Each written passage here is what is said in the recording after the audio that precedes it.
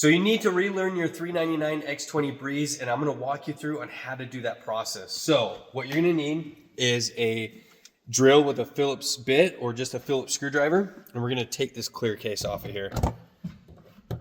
Oh boy.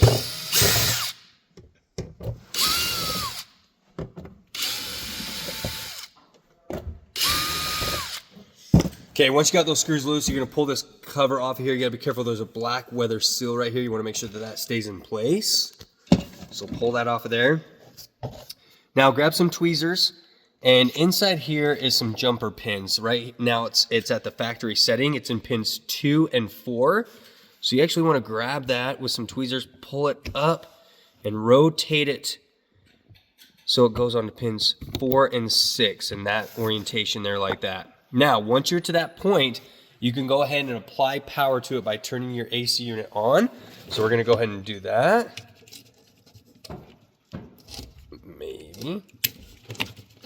Okay, once you apply power to it, now you're gonna wait.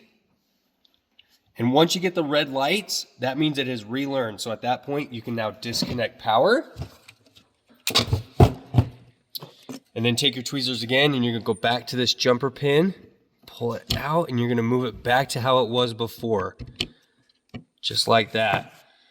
Now it's relearned and you're at a factory reset. If you have any questions, please reach out to us here at Hutch Mountain.